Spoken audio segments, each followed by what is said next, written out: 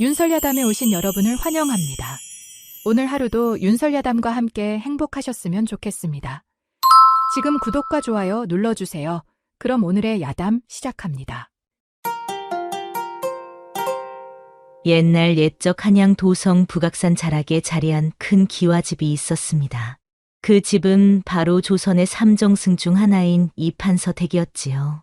그 집 뒤뜰 샘가에서 항상 물동이를 이고 나르는 한 여종이 있었는데 그녀의 이름은 연하였습니다.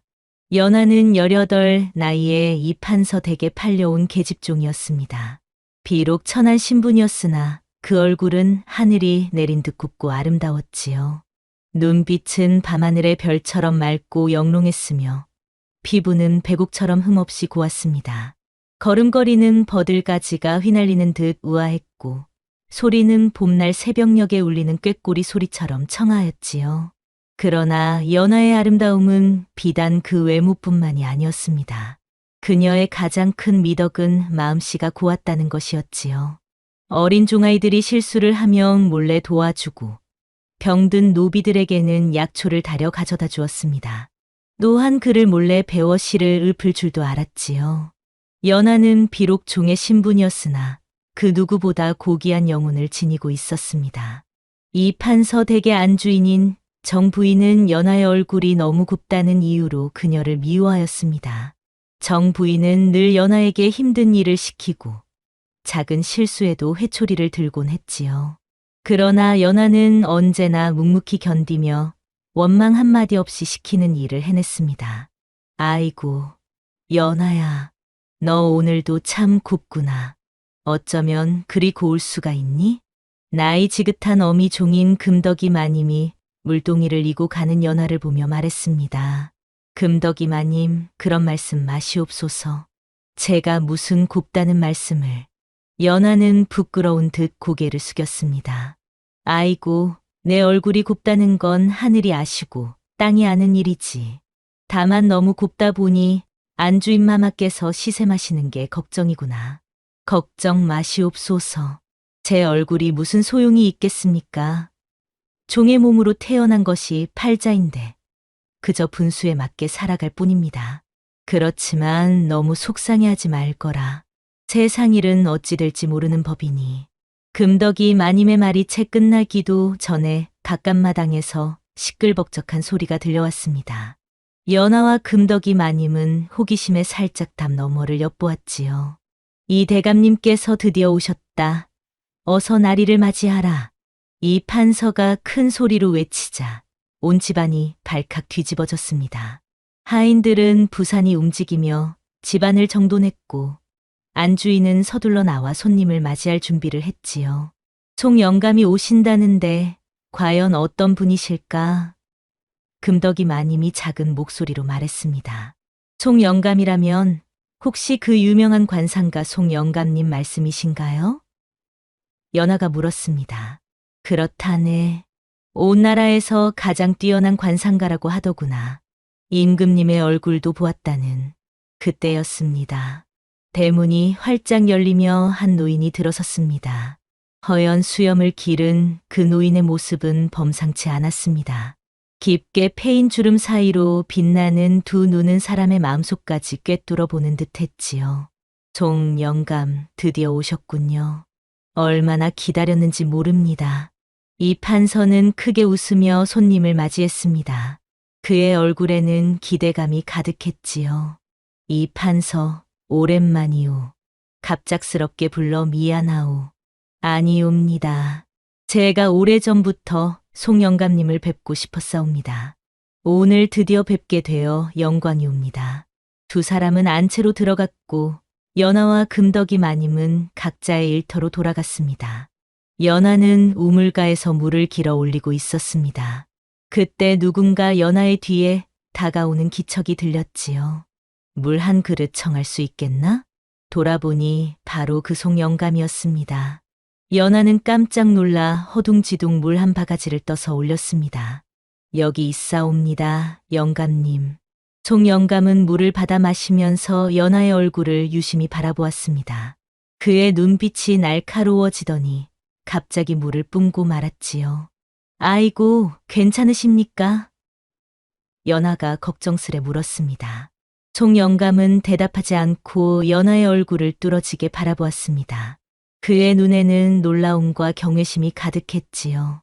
내 이름이 무엇이냐? 연하라고 하옵니다, 영감님. 연하, 연꽃 연의 꽃화. 그렇구나. 송영감은 한참을 말없이 연하를 바라보다가 이내 고개를 끄덕이며 안채로 돌아갔습니다. 연하는 영문을 모른 채 그저 물동이를 이고 일을 계속했지요. 그날 밤 송영감과 이 판서는 깊은 대화를 나누었습니다. 송영감은 이 판서의 관상을 보아주고 앞날에 대한 여러 조언을 해주었지요. 그러다 문득 이 판서가 물었습니다. 송영감, 오늘 우리 집 종들 중에 혹시 특별한 인물을 보셨습니까? 송영감은 잠시 생각에 잠기는 듯하더니 낮은 목소리로 말했습니다. 이 판서, 내가 오늘 우물가에서 한 여종을 보았소. 연하라는 아이 말이오. 아, 그 계집종이요? 얼굴이 제법 곱기는 하지요. 단순히 고운 것이 아니오. 그 아이의 얼굴에서 나는 용의 기운을 보았소.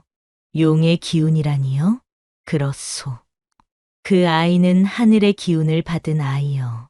흔히 말하는 용안이라 하오. 그런 관상은 천년에 한 번 볼까 말까 한 것이오. 이 판서의 눈이 커졌습니다. 그는 침을 꿀꺽 삼키며 물었지요. 그렇다면 그 아이는 장차 어떤 운명을 맞이하게 될까요? 송영감은 한참을 말없이 있다가 천천히 입을 열었습니다. 왕후가 될 관상이요. 왕후라고요. 이 판서는 놀라움을 감추지 못했습니다. 그의 눈에는 갑자기 욕망의 불꽃이 피어올랐지요. 그렇소. 하지만 이 말은 절대 남에게 발설해서는 안 돼요. 천기를 누설하는 것은 큰 화를 부를 수 있소. 물론입니다. 송영감, 오늘 말씀해 주신 것 모두 가슴 깊이 간직하겠습니다. 송영감은 고개를 끄덕이고 자리에 누웠습니다. 하지만 이 판서는 밤새도록 잠을 이루지 못했지요. 그의 머릿속에는 한 가지 생각만이 가득했습니다. 왕후가 될 관상. 만약 연하가 왕세자와 인연을 맺게 된다면 나는 왕의 장인이 되는 것이 아닌가. 이 판서의 욕심은 밤새 부풀어 올랐습니다. 이미 높은 벼슬에 올라 있었지만 더 큰 권세를 쥐고 싶었던 그의 마음은 영감의 말에 불을 지핀 듯 타올랐지요. 다음 날 아침 송영감은 이 판서 댁을 떠났습니다. 이 판서는 평소보다 더 후한 선물을 준비하여 그를 배웅했지요. 그리고 안채로 돌아온 이 판서는 정 부인을 불러 은밀한 대화를 나누었습니다. 여봐라, 지금부터 연하를 안채로 데려오도록 하라. 그리고 그 아이에게 좀 더 편한 일을 시키고 새 옷도 마련해 주어라. 정 부인은 의아한 표정으로 남편을 바라보았습니다. 대체 무슨 일이십니까? 갑자기 그 계집종에게 그런 대우를. 묻는 말에만 대답하시오. 내 뜻대로 하시오. 이 판서의 단호한 말투에 정 부인은 더 이상 묻지 못했습니다. 그녀는 마지못해 고개를 끄덕이고 명을 따를 수밖에 없었지요. 그날부터 연하의 생활은 크게 바뀌었습니다. 힘든 바깥일에서 벗어나 안채에서 바느질과 같은 가벼운 일을 맡게 되었고 새 옷과 신발도 받았지요. 다른 종들은 모두 의아했지만 주인의 명이라 누구도 뭐라 할 수 없었습니다. 연하야, 대체 무슨 일이 있었던 거니? 갑자기 안채로 불려가고 금덕이 마님이 물었습니다. 저도 모르겠습니다, 마님. 제가 무슨 잘못을 했다면 벌을 받아야 마땅한데 오히려 이렇게 좋은 대우를 받으니 두렵기만 합니다. 혹시 그 송영감과 관련이 있지 않을까? 내 얼굴을 본 후 무슨 말을 했을지도 모르지. 연하는 고개를 갸우뚱했습니다. 그녀로서는 이 갑작스러운 변화의 이유를 알 길이 없었지요. 그러나 이 변화가 좋은 일만은 아니었습니다. 연하가 안채에서 일하게 되면서 이 판서는 틈만 나면 그녀를 유심히 바라보았습니다. 그의 눈빛에는 뭔가 음흉한 기운이 서려 있었지요. 연하는 그 시선이 불편하고 두려웠습니다. 한편 연하에게는 마음을 주고받는 이가 있었습니다. 그는 바로 몰락한 양반 가문의 선비 민준이었지요. 민준은 한때 명문가의 자제였으나 부친이 억울한 누명을 쓰고 유배를 가면서 가문이 몰락했습니다. 그는 이제 가난한 선비로 간혹 이 판서 댁에 서책을 빌리러 오곤 했지요.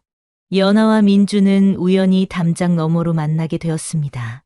민준이 책을 빌리러 왔다가 뒷뜰을 지나가던 중 연하가 물동이를 이고 가다 그만 돌부리에 걸려 넘어진 것이었지요. 민준은 급히 달려가 연하를 일으켜 세웠습니다. 괜찮으십니까? 민준의 다정한 목소리에 연하는 고개를 들었습니다. 그 순간 두 사람의 눈이 마주쳤고 무언가 특별한 감정이 흘렀지요. 그것은 첫눈에 반한 감정이었을까요? 아니면 전생에서부터 이어져 온 인연이었을까요? 예, 괜찮사옵니다. 감사합니다, 도련님. 연하는 부끄러움에 고개를 숙였습니다. 민주는 그런 연하의 모습이 어찌나 사랑스럽던지 그만 한참을 바라보고 말았지요. 혹시 이름이 어떻게 되시오? 연하라 하옵니다, 도련님. 연하, 연꽃같이 맑고 아름다운 이름이로군요. 그 후로 두 사람은 틈틈이 담장 너머에서 만나 이야기를 나누었습니다. 민주는 연하에게 시와 글을 가르쳐 주었고 연하는 민준에게 맑은 웃음을 선물했지요. 신분의 차이를 뛰어넘어 두 사람의 마음은 점점 더 깊어져 갔습니다. 연하야, 나는 너를 진심으로 사랑하오. 비록 지금은 가난한 선비에 불과하지만 과거에 급제하여 반드시 너를 이 집에서 데려갈 것이오. 도련님, 저는 비천한 종의 몸입니다. 도련님 같은 양반과 어찌 신분이 무슨 상관이오? 사람의 마음이 중요한 것이지. 나는 내 맑은 영혼을 사랑하는 것이오. 민준의 진심 어린 말에 연하의 눈에는 눈물이 고였습니다. 그녀 역시 민준을 사랑했지만 신분의 벽이 너무나 높게만 느껴졌지요. 도련님, 정말 그런 날이 올까요? 반드시 올 것이오. 내 목숨을 걸고 약속하겠소. 두 사람은 서로의 손을 꼭 잡았습니다. 달빛 아래 그들의 사랑은 더욱 깊어져 갔지요. 그러나 세상 일은 뜻대로 되지 않는 법입니다. 어느 날 이 판서가 연하를 따로 불러 대면했습니다. 연하야, 너는 이제 19이 되었지? 예, 대감마님. 이제 나이도 차고 했으니 내 첩으로 드리고자 하노라. 연하는 그 자리에서 얼어붙었습니다. 귀를 의심할 수밖에 없었지요. 대감마님, 그게 무슨... 놀랄 것 없다.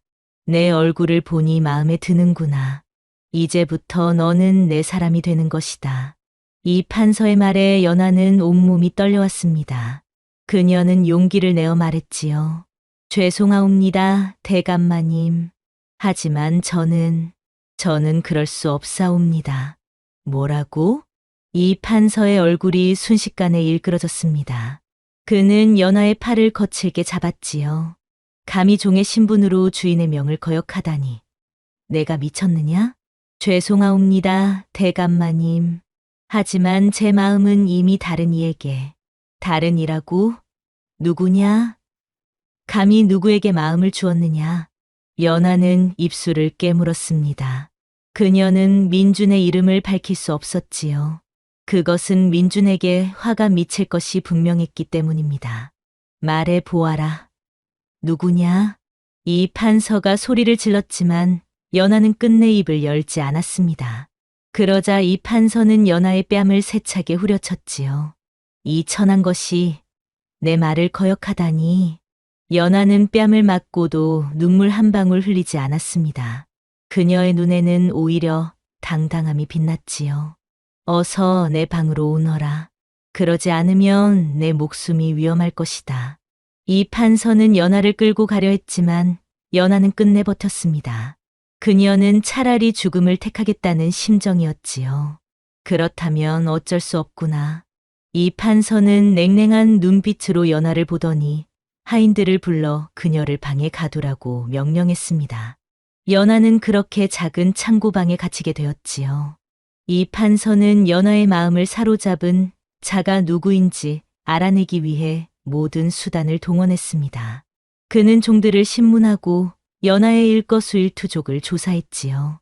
그리고 마침내 대감마님, 그 계집종이 담장 너머에서 자주 만나던 사람이 있었다고 합니다. 바로 민선비라는 자입니다. 민선비? 민준이란 자 말인가? 예, 대감마님. 가끔 서책을 빌리러 오던 그 선비 말입니다. 이 판서의 눈에 복수의 불길이 타올랐습니다. 그는 즉시 관아에 밀고하여 민준을 체포하게 했지요. 죄목은 다름 아닌 영무였습니다. 영무라니요? 제가 언제 그런 일을. 민준은 관아에 끌려가 억울하게 고문을 당했습니다. 이 판서는 거짓 증인을 내세워 민준이 왕을 해치려는 계획을 꾸몄다고 모함했죠. 결국 민준은 억울한 누명을 쓰고 옥에 갇히게 되었습니다. 이 소식을 들은 연하는 절망에 빠졌습니다. 그녀는 창고방에서 밤낮으로 눈물을 흘렸지요. 도련님, 도련님, 이 모든 것이 다 제 탓입니다. 그녀의 눈물은 마치 구슬처럼 방바닥에 떨어졌습니다. 그 눈물 속에는 깊은 슬픔과 후회가 담겨 있었지요. 며칠 후, 이 판서는 다시 연하를 불렀습니다. 그는 연하에게 민준의 처지를 이야기해 주었지요. 그 선비, 지금 죽을 지경이다. 온몸이 고문으로 만신창이가 되었지. 이대로 가다간 며칠 안에 죽을 것이다. 연하의 얼굴이 창백해졌습니다. 그녀의 눈에서는 또다시 눈물이 흘러내렸지요. 하지만 방법이 없는 것은 아니다. 무슨 말씀이십니까? 내가 내 첩이 되면 그 선비의 목숨은 살려주마. 유배형으로 감형시켜 주지. 연하는 할 말을 잃었습니다. 그것은 그녀에게 너무나 잔인한 제안이었지요. 어떠냐? 내 선택에 따라 그 선비의 생사가 달려있다. 연하는 깊은 고민에 빠졌습니다. 그녀는 민준을 진심으로 사랑했기에 그의 목숨을 살리기 위해서라면 무엇이든 할 수 있었지요. 하지만 그것이 자신의 몸을 이 판서에게 바치는 것이라면 사흘의 말미를 주십시오. 그동안 제가 생각해 보겠사옵니다. 이 판서는 잠시 생각하더니 고개를 끄덕였습니다. 좋다. 사흘 후 다시 물어보마. 하지만 그때까지 대답이 없으면 그 선비는 사형이다. 연하는 깊이 고개를 숙이고 방으로 돌아갔습니다. 그녀의 마음은 찢어질 듯 아팠지요. 어찌해야 할지, 어떤 선택을 해야 할지 알 수 없었습니다. 그날 밤, 연하는 몰래 창고방을 빠져나왔습니다. 그녀는 송영감을 찾아 도움을 청하기로 한 것이었지요. 송영감이 연하의 관상을 보고 놀랐던 일이 떠올랐기 때문입니다. 연하는 밤중에 이 판서 댁을 빠져나와 송영감의 거처를 찾아갔습니다. 다행히 송영감은 아직 한양에 머물고 있었지요. 영감님, 제발 도와주십시오. 저는 이제 어찌해야 할지 모르겠습니다. 연하는 송영감 앞에 무릎을 꿇고 사정했습니다. 그리고 지금까지 있었던 일들을 모두 털어놓았지요. 송영감은 연하의 이야기를 듣고 깊은 생각에 잠겼습니다. 그는 한참을 말없이 있다가 입을 열었지요. 연하야, 내 관상은 분명 특별하다. 하늘의 기운을 받은 용안이지. 하지만 그것이 반드시 왕후가 된다는 뜻은 아니다. 그게 무슨 말씀이십니까? 관상은 타고난 운명이지만 그 운명을 어떻게 살아가느냐는 것은 자신의 몫이다. 내가 정말 민준 도령을 사랑한다면 그것이 바로 내 운명이라 할 수 있겠지. 송영감의 말에 연하는 고개를 끄덕였습니다. 그녀의 마음속에는 이미 민준에 대한 사랑이 깊이 자리 잡고 있었지요. 하지만 이 판서의 소나귀에서 어떻게 벗어날 수 있을까요? 이것을 가져가라. 송영감은 작은 주머니를 꺼내 연하에게 건넸습니다. 이것은 깊은 잠에 빠지게 하는 향초다. 이것을 피우면 근처에 있는 사람들은 모두 깊은 잠에 빠진다. 그때 탈출하거라. 정말 감사합니다, 영감님. 그리고 이것도 가져가라. 송 영감은 또 다른 주머니를 건넸습니다. 그 안에는 은자가 가득했지요. 이것으로 민준 도령을 구하고 새 삶을 시작하거라. 나는 너희의 미래를 위해 기도하마. 연하는 감격에 겨워 송 영감의 손을 잡고 눈물을 흘렸습니다. 그녀는 그의 도움에 진심으로 감사했지요. 꼭 다시 찾아뵙겠습니다, 영감님. 은혜를 잊지 않겠습니다. 아니다. 다시 만날 일은 없을 것이다. 하지만 너희의 행복을 빌겠다. 연하는 송 영감의 말씀에 고개를 숙이고 그의 가르침을 가슴 깊이 새겼습니다. 그리고 다시 이 판서 댁으로 돌아왔지요. 사흘 후 이 판서는 연하를 불러 대답을 요구했습니다. 어떻게 할 것이냐? 내 제안을 받아들이겠느냐? 연하는 고개를 숙인 채 말했습니다. 예, 대감마님. 도련님의 목숨을 살려주신다면 제가 대감마님의 말씀을 따르겠습니다. 이 판서의 얼굴에 승리의 미소가 번졌습니다. 그는 연하의 턱을 들어 올려 그녀의 얼굴을 바라보았지요. 현명한 선택이다. 내일 밤 내 처소로 오너라. 그리고 걱정 마라. 내 약속대로 그 선비는 살려주마. 연하는 고개를 끄덕이고 방으로 돌아갔습니다. 그녀의 눈에는 결연한 빛이 서려 있었지요. 그날 밤 연하는 송 영감에게 받은 향초를 피웠습니다. 그 향기는 집안 곳곳으로 퍼져 모든 사람들을 깊은 잠에 빠지게 했지요. 연하는 조용히 일어나 남자의 옷으로 갈아입고 머리를 틀어 올려 상투를 만들었습니다. 그렇게 사내의 모습으로 변장한 그녀는 이 판서 댁을 빠져나왔습니다. 연하는 먼저 관하로 향했습니다. 그녀는 송 영감에게 받은 은자로 옥조를 매수하여 민준에게 편지를 전했지요. 도련님, 저 연하입니다. 제발 조금만 더 견뎌주십시오. 제가 반드시 도련님을 구하러 오겠습니다. 지금은 도련님의 몸이 회복되는 것이 가장 중요합니다. 저를 믿고 기다려 주십시오. 영원히 도련님만을 사랑합니다. 민주는 연하의 편지를 받고 눈물을 흘렸습니다. 그의 몸은 고문으로 만신창이가 되었지만 연하의 편지는 그에게 다시 살아갈 힘을 주었지요. 그리고 연하는 한양을 빠져나와 남쪽으로 향했습니다. 민준이 유배될 곳이 남쪽 섬이라는 소문을 들었기 때문이었지요. 그녀는 사내의 모습으로 길을 떠났습니다. 다음 날 아침 이 판서는 연하가 사라진 것을 알고 크게 분노했습니다. 그는 즉시 관아에 달려가 민준을 불러냈지요. 내 놈의 계집이 도망쳤다. 어디로 갔는지 말해라. 민준은 연하가 도망쳤다는 소식에 놀랐지만 표정을 감추고 대답했습니다. 저희는 모릅니다. 저희는 여기 갇혀 있었을 뿐입니다. 거짓말 마라. 분명 너희 둘이 짜고 한 짓이겠지.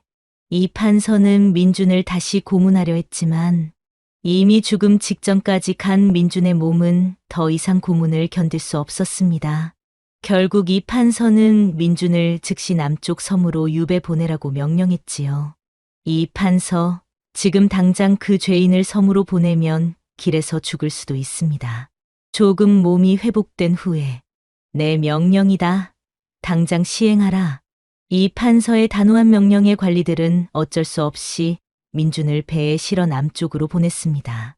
민준은 배 위에서 연하를 생각하며 눈물을 흘렸지요. 연하야, 너는 어디에 있느냐? 제발 무사하기를. 한편 연하는 사내의 모습으로 남쪽을 향해 가고 있었습니다. 그녀는 밤에는 여관에 묵고 낮에는 계속해서 길을 걸었지요. 하지만 길은 험했고 날씨도 좋지 않았습니다. 어느 날 밤 연하는 작은 주막에 들렀습니다. 그곳에는 이미 몇몇 사람들이 모여 있었지요. 어서 오시게 젊은 양반. 비도 오는데 여기서 하룻밤 묵어 가시게. 주모가 반갑게 맞이했습니다. 연하는 고개를 숙여 인사하고 자리에 앉았지요. 감사합니다. 하룻밤 묵어 가겠습니다. 연하는 가능한 목소리를 낮게 내어 사내처럼 보이려 노력했습니다. 주모는 밥과 국을 내어주며 말을 걸었지요. 어디로 가시는 길이요? 남쪽 섬으로 가는 길입니다. 남쪽 섬이라. 거긴 죄인들이 유배 가는 곳 아니요? 무슨 일로? 친척이 그곳에 있어 찾아가는 길입니다. 연하는 짧게 대답하고 음식에 집중했습니다. 그녀는 주변에 귀를 기울이며 혹시 민준에 관한 소식이 없는지 주의 깊게 들었지요. 그날 밤 연하는 작은 방에서 쉬고 있었습니다. 그때 밖에서 이야기하는 소리가 들려왔지요. 오늘 들어온 젊은 사내 어떻게 생각하시오? 그 사내 뭐가 어떻다는 거요? 보면 모르겠소. 그건 분명 여자요. 사내로 변장한 여자라고. 연하는 그 말에 놀라 숨을 죽였습니다.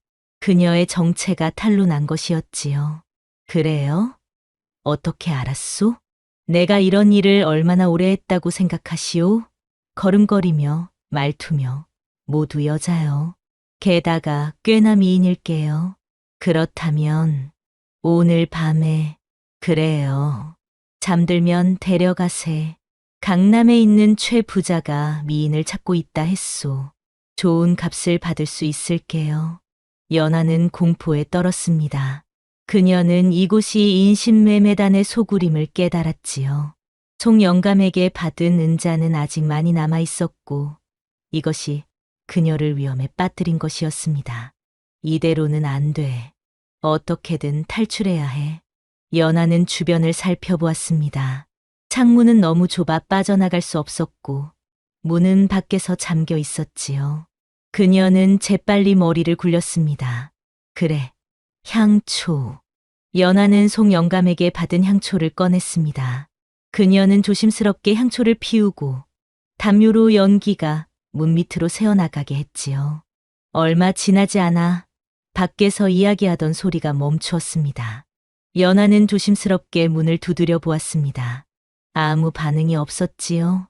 그녀는 작은 칼을 꺼내 문의 틈새를 파기 시작했습니다. 얼마 후 문이 열렸고 연하는 밖으로 나왔습니다. 주막의 사람들은 모두 깊은 잠에 빠져 있었습니다.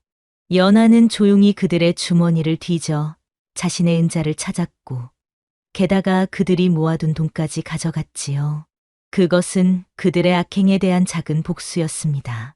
그리고 연하는 밤중에 다시 길을 떠났습니다. 그녀는 달빛을 따라 남쪽으로 계속 걸었지요.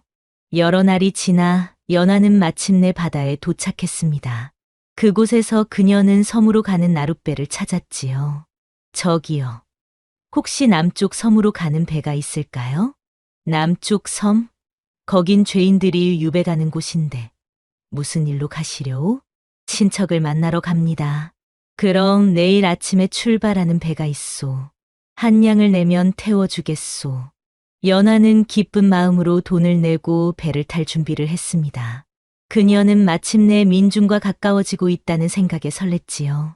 다음 날 아침 연하는 배에 올랐습니다.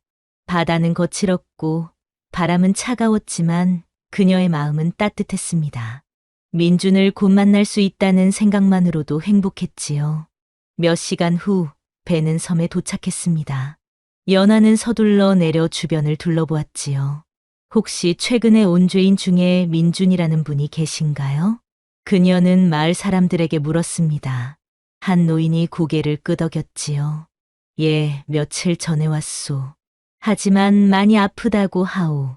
저기 산자락에 있는 작은 초가에 있을 거요. 연하는 노인에게 감사 인사를 하고 서둘러 산자락으로 향했습니다. 그녀의 심장은 빠르게 뛰었지요. 마침내 초가를 발견한 연하는 조심스럽게 문을 두드렸습니다. 아무 대답이 없자 그녀는 조용히 문을 열고 들어갔지요. 그리고 그곳에서 연하는 민준을 발견했습니다. 그는 바닥에 누워 있었고 얼굴은 창백했으며 몸은 여위어 있었지요. 도련님. 연하의 목소리에 민준은 천천히 눈을 떴습니다. 그의 눈에 초점이 맞추어지더니 이내 놀라움과 기쁨이 번졌지요. 연하, 정말 너냐? 내가 꿈을 꾸는 것이 아니냐? 예, 도련님. 저 연하입니다.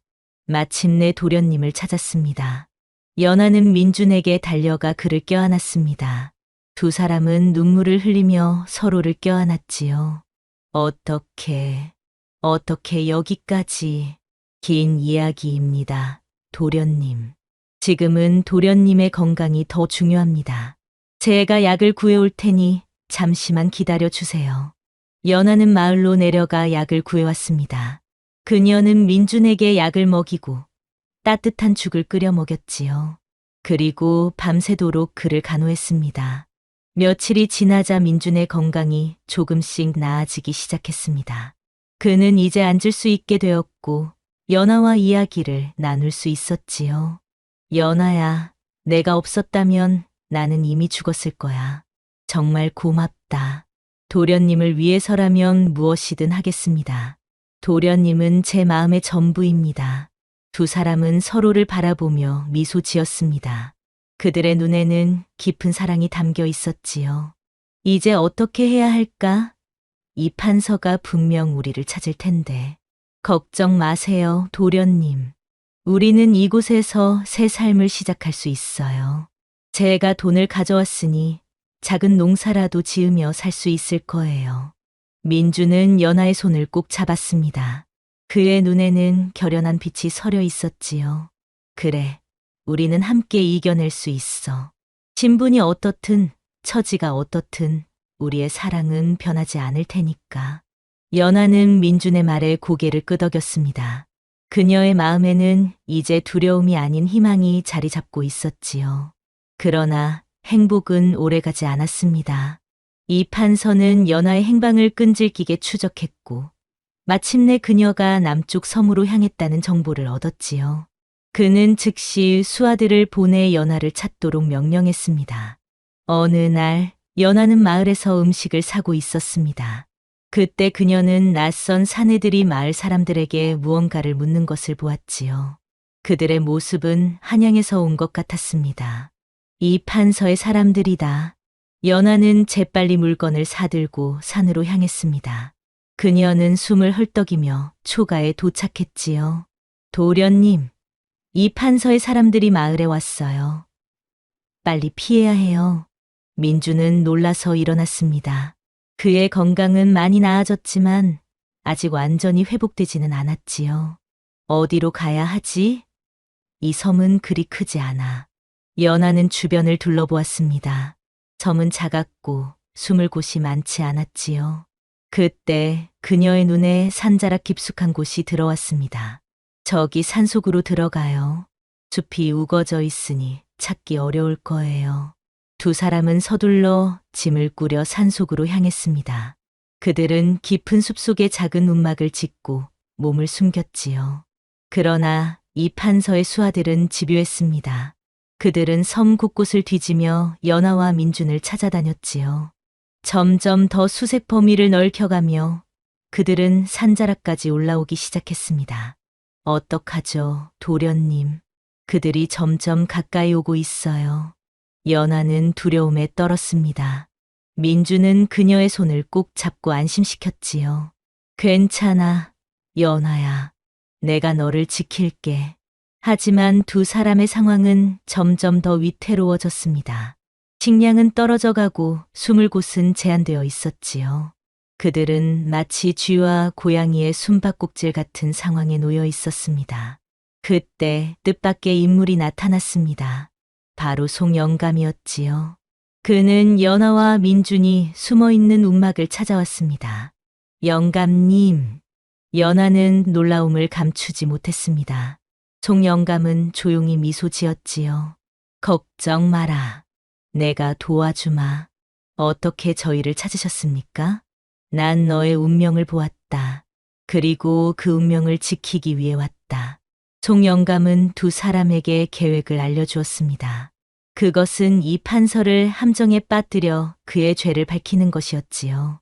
이 판서는 권력을 남용하여 무고한 사람을 해치고 여인을 강제로 취하려 했다. 이는 중대한 죄악이다. 우리는 그의 죄를 밝혀야 한다. 하지만 어떻게 해요? 이 판서는 너무 강력합니다. 그가 직접 이곳에 오게 해야 한다. 그리고 그의 죄를 증명할 증인들을 모아야 한다. 송영감의 계획은 대담했습니다. 그는 연하에게 이 판서에게 편지를 쓰라고 했지요. 그 편지에는 연하가 이 판서에게 굴복하겠다는 내용이 담겨 있었습니다. 이 판서는 너를 너무 욕심내고 있다. 그는 직접 너를 데리러 올 것이다. 그때 우리는 그를 잡을 것이다. 연하는 떨리는 손으로 편지를 썼습니다. 그녀는 이 판서의 욕망을 자극하는 내용으로 편지를 채웠지요. 대감마님, 저는 이제 대감마님의 뜻을 따르고자 합니다. 민주는 이미 죽었습니다. 제 모든 것을 대감마님께 바치겠사오니 직접 이 섬으로 와 주십시오. 그리고 저를 안아주십시오. 송영감은 그 편지를 이 판서의 수하 중 한 명에게 넘겼습니다. 그리고 기다렸지요. 며칠 후 이 판서는 그 편지를 받고 크게 기뻐했습니다. 그는 마침내 연하가 자신에게 굴복했다고 생각했지요. 그는 서둘러 배를 타고 섬으로 향했습니다. 드디어 그 계집을 내 품에 안을 수 있겠구나. 그리고 그 용안의 기운도 내 것이 될 것이다. 이 판서는 욕망에 차 있었습니다. 그는 수행원 몇 명만 데리고 비밀리에 섬에 도착했지요. 연하는 송영감이 준비한 작은 초가에서 이 판서를 기다리고 있었습니다. 그녀는 아름답게 단장했고 방은 은은한 향기로 가득했지요. 마침내 이 판서가 도착했습니다. 그는 방문을 열고 연하를 보자 탐욕스러운 눈빛을 감추지 못했지요. 드디어 왔구나, 연하야. 내가 얼마나 너를 기다렸는지 모른다.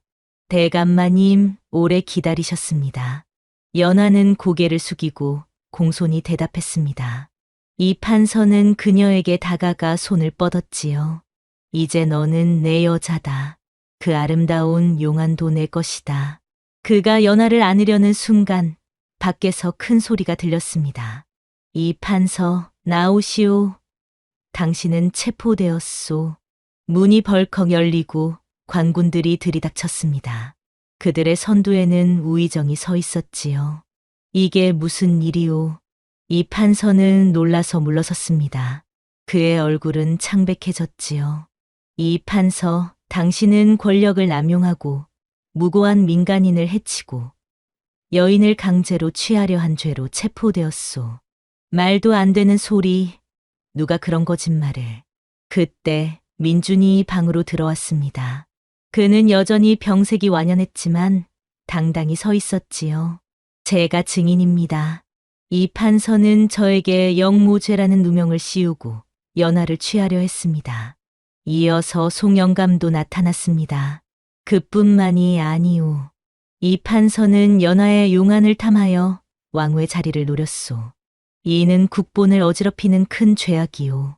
이 판서는 더 이상 변명할 수 없었습니다. 그의 모든 죄가 드러난 것이었지요. 관군들은 그를 포박하여 끌고 갔습니다. 이 판서, 당신은 이제 모든 관직을 박탈당하고 평생 유배를 가게 될 것이오. 우의정의 말에 이 판서는 절망적인 표정을 지었습니다. 그는 마지막으로 연하를 노려보았지요. 내가 이런 일을. 저는 그저 제 사랑을 지키고 싶었을 뿐입니다. 대감마님. 연하의 평온한 대답에 이 판서는 더 이상 아무 말도 하지 못했습니다. 그는 고개를 떨구고 끌려갔지요. 모든 일이 끝난 후 우의정은 민준에게 다가왔습니다. 민선비, 당신의 억울함이 풀렸소. 이제 한양으로 돌아가 당신의 가문을 다시 일으킬 수 있을 것이오. 감사합니다, 우의정 대감님. 하지만 저에게는 이미 연하라는 보물이 있습니다. 그녀와 함께라면 어디서든 행복할 것입니다. 우의정은 미소를 지었습니다. 그대의 마음 잘 알겠소. 하지만 그대의 재능은 조정에서 필요로 하오. 그대가 원한다면 나는 그대에게 관직을 제안하고 싶소.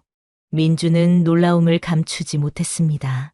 그는 연하를 바라보았고 그녀는 미소로 답했지요. 도련님, 저는 도련님의 결정을 따르겠습니다. 도련님이 가는 곳이라면 어디든 함께 하겠습니다. 민주는 깊이 생각하더니 우의정에게 고개를 숙였습니다. 대감님의 은혜 감사히 받겠습니다. 제 미약한 능력이나마 나라를 위해 바치겠습니다. 그렇게 민준과 연아는 한양으로 돌아왔습니다. 민준은 관직을 받았고 그의 가문은 다시 일어섰지요. 그리고 그는 연아와 정식으로 혼례를 올렸습니다.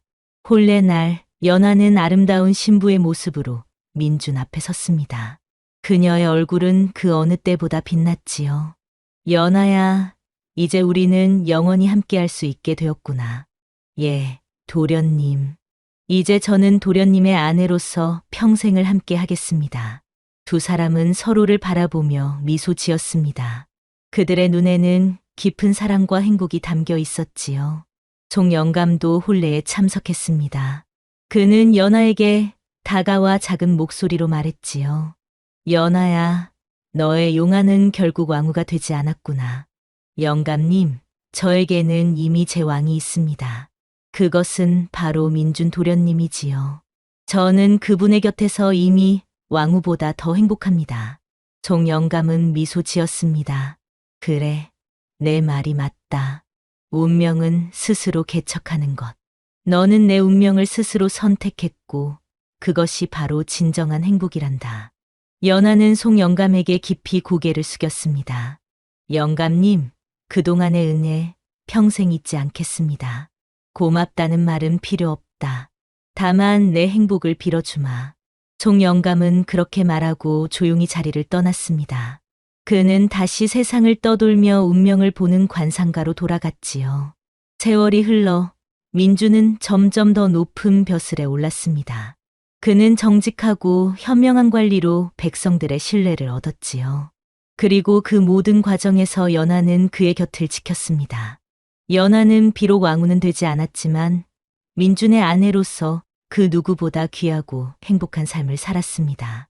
그녀의 어질고 현명한 내조는 민준이 훗날 영의정의 자리까지 오르는데 큰 반석이 되었지요. 그들은 여러 자녀를 두었고 가문은 번창했습니다. 그리고 두 사람은 백발이 될 때까지 변함없는 사랑을 나누었지요. 어느 날 노년이 된 연아는 옛 기억을 떠올리며 민준에게 물었습니다. 도련님, 후회하지 않으십니까? 저와 함께하여. 민준은 연아의 손을 꼭 잡고 대답했습니다. 어찌 후회하겠소? 당신은 내 인생의 가장 큰 행운이오. 당신의 용안이 왕후가 되지 않았다 해도 내게는 당신이 세상에서 가장 귀한 보물이오. 연아의 눈에 눈물이 고였습니다. 그것은 행복의 눈물이었지요. 도련님, 저도 도련님을 만난 것이 제 인생의 가장 큰 행운입니다.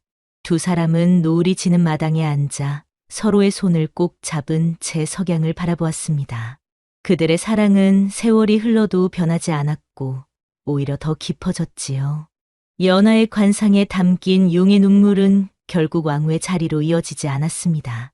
하지만 그것은 그녀에게 더 큰 행복과 사랑을 가져다 주었지요. 그녀는 자신의 운명을 스스로 선택하고 그 선택을 통해 진정한 행복을 찾았습니다. 그리고 사람들은 이렇게 말했습니다. 연아의 얼굴에 담긴 것은 용의 눈물이었다. 그 눈물은 고난과 역경을 이겨내고 진정한 사랑을 찾은 자에게만 빛나는 보물이었다. 이것이 바로 용의 눈물을 품은 여종, 연아의 이야기입니다. 그녀의 이야기는 오랜 세월이 지난 지금까지도 사람들의 입에 오르내리며 진정한 사랑과 운명의 의미를 일깨워주고 있지요. 여러분, 우리의 삶도 마찬가지입니다. 때로는 고난과 역경이 찾아오지만 그것을 이겨내고 자신의 운명을 스스로 개척해 나간다면 언젠가는 반드시 행복이 찾아올 것입니다. 연아처럼 자신의 마음을 따라 용기 있게 나아가는 것. 그것이 바로 진정한 행복의 비결이 아닐까요? 오늘도 여러분의 하루가 행복으로 가득하기를 바랍니다. 다음에 더 재미있는 이야기로 찾아뵙겠습니다. 안녕히 계십시오.